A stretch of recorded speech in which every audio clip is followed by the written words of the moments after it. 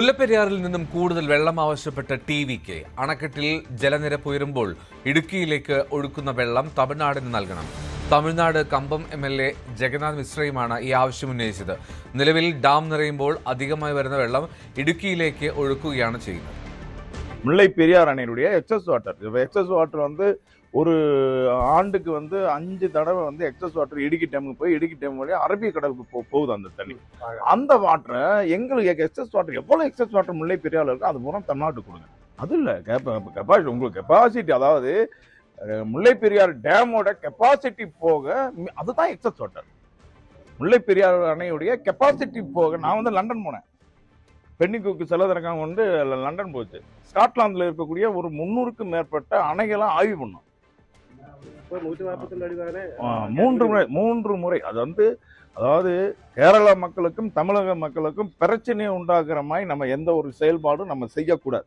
அது ஈவன் மீடியாவா இருந்தாலும் சரி, எந்த அரசியலாக இருந்தாலும் அரசியலுக்காக முல்லை பெரியாரை அணையை வைத்து அரசியல் செய்யக்கூடாது.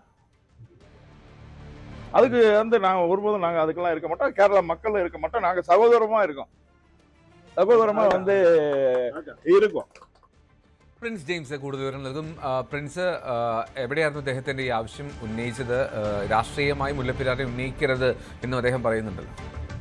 എൽദോ, കേരളത്തിൽ നിന്നും തമിഴ്നാട്ടിലേക്ക്, അതായത് ഇടുക്കിയിൽ നിന്നും തമിഴ്നാട്ടിലേക്ക് ഏറ്റവും കുറഞ്ഞൊരു പാതയായ ശ്രീകണ്ഠം ദേവാരംപെട്ടിൽ നിന്ന് ദേവാരത്തേക്കുള്ള പാത തുറക്കുന്നതിന് സാധ്യതകൾ പരിശോധിക്കുന്നതിനായി കാലമാസം കമ്പം എം.എൽ.എ. ഇടുക്കിയിലേക്ക് രാവിലെ എത്തുകയായിരുന്നു. നിലകൾക്ക് സമീപമുള്ള അതിർത്തി ഗ്രാമമായ ആനക്കല്ലിലെത്തുകയായിരുന്നു. തുടർന്നാണ് അദ്ദേഹം ഇത്തരത്തിലുള്ള ഒരു പരാമർശം ഉന്നയിച്ചത്. മുല്ലപ്പെരിയാർ അണക്കെട്ടിൽ അധികമായി പുറത്തേക്ക് ഒഴുക്കുന്ന വെള്ളം, അതായത് മഴക്കാലത്തൊക്കെ ഡാം തുറന്ന് വെള്ളം പുറത്തേക്ക് ഒഴുകുന്ന ആ വെള്ളം തമിഴ്നാടിന് വിട്ടുകിട്ടണം എന്നാണ് അദ്ദേഹം ആവശ്യപ്പെട്ടത്.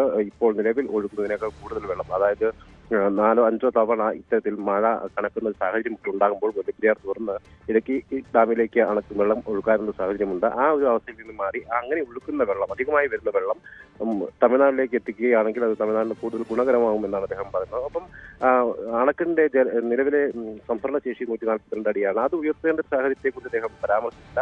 അത്തരത്തിൽ ഒരു നിലവിലെ സ്ഥിതി അനുസരിച്ച് പുറത്തേക്ക് അധികമായി എത്തുന്ന വെള്ളം മാത്രം തമിഴ്നാട്ടിലേക്ക് ഒഴുക്കുക എന്നതാണ് ആവശ്യം. കാരണം ഇത്തരത്തിലുള്ള സാഹചര്യം ഉണ്ടാകുമ്പോൾ തന്നെ വലിയ തോതിലുള്ള പ്രതിസന്ധികൾ മറികടക്കാനാവുമെന്നാണ് ഇപ്പോൾ തമിഴ്നാട്ടിൽ നിന്നുള്ള എം.എൽ.എ. കരുതുന്നത്. പ്രത്യേകിച്ചും തമിഴ്നാട്ടിലെ കമ്പം, മധുര, തേനി, മധുര, രാമനാഥപുരം അടക്കമുള്ള ജില്ലകളിലെ കാർഷിക ആവശ്യങ്ങൾക്ക് കൂടുതൽ വെള്ളം ലഭിക്കുന്ന സാഹചര്യം ഉണ്ടാകും. കാരണം ഓരോ വർഷവും 4-5 തവണ ഇത്തരത്തിൽ മുല്ലപ്പെരിയാർ തുറന്ന വെള്ളം പുറത്തേക്ക് ഒഴുകുന്നുണ്ട്. പക്ഷേ നിലവിലത്തെ സാഹചര്യത്തിൽ സ്പിൽവേ വഴി കൊണ്ടുപോകാവുന്ന പരമാവധി വെള്ളമൊക്കെ, ടണൽ മാർഗം കൊണ്ടുപോകുന്ന പരമാവധി വെള്ളമൊക്കെ തമിഴ്നാട് കൊണ്ടുപോകുന്നുണ്ട്. പ്രത്യേകിച്ചും മഴ കനക്കുന്ന സാഹചര്യങ്ങളൊക്കെ കൊണ്ടുപോകാറുണ്ട്.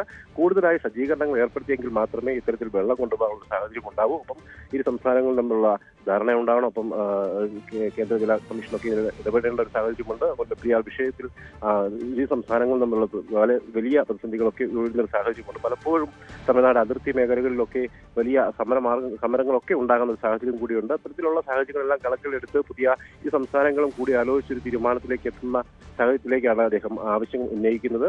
വലിയ പ്രതിസന്ധികളൊന്നും ഉണ്ടാക്കാതെ, ഒരു രാഷ്ട്രീയ വിഷയമായി മുല്ലപ്പെരിയാറിനെ ഉയർത്തിക്കാണിക്കാതെ തമിഴ്നാട്ടിലെ ജനങ്ങൾക്ക് കൃഷി ആവശ്യങ്ങൾക്കായി കൂടുതൽ വെള്ളം നിലവിലത്തെ സാഹചര്യത്തിൽ എങ്ങനെ എത്തിക്കാമെന്നതിനെ കുറിച്ചാണ് അദ്ദേഹം സംസാരിച്ചത്. ശരി, പ്രിൻസ് ആണ് വിവരങ്ങൾ.